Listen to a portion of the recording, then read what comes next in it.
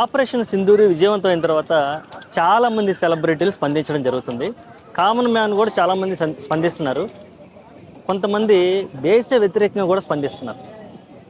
అయితే ఈ మధ్యలో పవన్ కళ్యాణ్ గారు ఒక మంచి అద్భుతమైనగా స్పందించడం జరిగింది.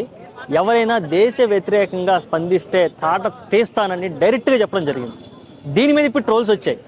అబ్బా నువ్వు అంత మగోడివా, అది చేస్తావా, ఇది చేస్తావా, దమ్ముంటే అజ్జయ్. పవన్ కళ్యాణ్ గారు చెప్పిన స్టేట్మెంటు సందర్భం ఏంటి తెలుసుకోండి. అసలు పవన్ కళ్యాణ్ గారి తత్వం ఏంటో తెలుసుకోండి. అద్దె లేకుండా ఆయన చెప్పిన ఒక మాటను పట్టుకొని మీరు ట్రోల్స్ చేయడం ఏంటి? ఫస్ట్ నుంచి కూడా పవన్ కళ్యాణ్ గారు జై హింద్ అనే పదం తప్పితే వేరొక మాట మాట్లాడలేదు. మీరు గమనించారా? ఇన్ని సంవత్సరాల్లో, నాకు తెలిసి 20 సంవత్సరాల నుంచి ఆయన ప్రతి స్పీచ్లోనూ జై హింద్ అని ఎండింగ్ చేస్తారు. దేశం అంటే ఆయనకు అంత ప్రేమ ఉంది. దేశభక్తితో అణువణువు నరం ప్రతి రక్తం బొట్టు ఆయనకి దేశభక్తి అలా ఉంటుంది. ఒకే మాట మీద ఉండాలి, తప్పైనా ఒప్పైనా ఒక మాట మీదే ఉండాలి అనేటువంటి నిబద్ధత, నీతి, నిజాయితీ కలిగినటువంటి నాయకుడు పవన్ కళ్యాణ్ గారు. ఆయన చెప్పింది ఏంటి? దేశానికి వ్యతిరేకంగా ఏమీ చేయొద్దు, అలాంటి వాళ్ళని తాట తీస్తాను, సహించనని చెప్తున్నాడు. నిజంగా మీరు ఈసారి మాటలు చెప్పొచ్చు సార్. ఈసారి ఇలాగ ట్రోల్ చేసే వాళ్ళని కూడా వేసి పడేసేయండి. వీళ్ళ సోషల్ మీడియా ఖాతాలను కూడా తీసి పడేసేయండి. అసలు వీళ్ళు ఇక్కడ ఉంటా, ఎక్కడ తిండి తింటా, ఎవడికెవడికో సపోర్ట్ చేస్తారు, ఎవడెవడి వీడియోకో లైక్ కొడతారు, వాళ్ళకి రిపోర్ట్లు కూడా కొట్టరు. మీరు ఏదన్నా ఒక మంచి సందేశాత్మకంగా ఒక మంచి విశ్లేషణ చేస్తే ప్రతి దాన్ని పొలిటికలైజ్ చేయొద్దబ్బా.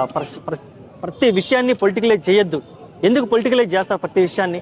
ఇక్కడ సందర్భం ఏంటి? మన దేశ వ్యక్తిగత, మన దేశం యొక్క భద్రత, ప్రతి వ్యక్తి యొక్క భద్రత గురించి, మన దేశ పౌరసత్వం గురించి, మన దేశ రాజకీయాల గురించి, మన దేశ ఆత్మవిశ్వాసం మీద దెబ్బ కొట్టారు, మనల్ని చంపేయడానికి సిద్ధపడ్డారు. ఇన్ని విషయాల్ని మనం మధ్య ఆయన స్పందించిన విధానానికి మీరు ట్రోల్ చేస్తే ఎట్లాగా? పవన్ కళ్యాణ్ అనే వ్యక్తి కేవలం ఒక వ్యక్తి కాదు, అతను ఒక శక్తి.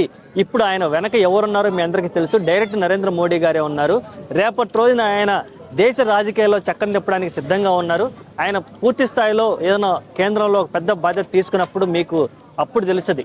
ఇలాగా అర్రే తక్కువ అంచనా వేశామే, ఈయన చెప్పిన ప్రతి మాటని నరేంద్ర మోడీ గారు వేరు, పవన్ కళ్యాణ్ గారు వేరు అనే ఉద్దేశంలో ప్రజలు కూడా లేరు ఇప్పుడున్న సిచ్యువేషన్లో. ఇద్దరి మధ్య బాండింగ్ అలా ఉంది, ఇద్దరి యొక్క ఆలోచన కూడా అలా ఉంది.